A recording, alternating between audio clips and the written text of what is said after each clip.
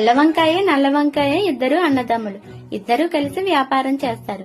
వ్యాపారంలో నష్టం వస్తుంది. ఆ అప్పులకి నాకు ఏ సంబంధం లేదని చెప్పి నల్ల వంకాయ వెళ్లిపోతుంది.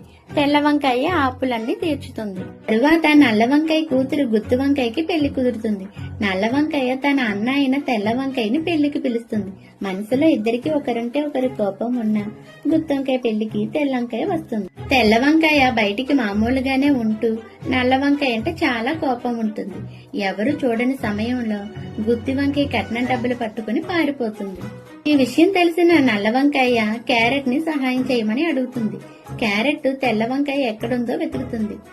తెల్ల వంకాయ పబ్బులో ఉందన్న విషయం క్యారెట్ కి తెలుస్తుంది. క్యారెట్ ని చూడగానే తెల్ల వంకాయ డబ్బులు తీసుకువెళ్లడానికే వచ్చిందని తెలిసి కూరగాయల రౌడీలతో క్యారెట్ ని కొట్టిస్తుంది. కానీ క్యారెట్ అందరి రౌడీల్ని కొట్టి డబ్బుని తెల్ల వంకాయని తీసుకుని ఆ పెళ్లికి వెళ్తుంది. క్యారెట్ ఆ కట్నం డబ్బులు నల్ల వంకాయకి ఇస్తుంది. నల్ల వంకాయ ఎంతో ఆనందిస్తుంది. క్యారెట్ తెల్ల వంకాయకి నచ్చజెప్తుంది.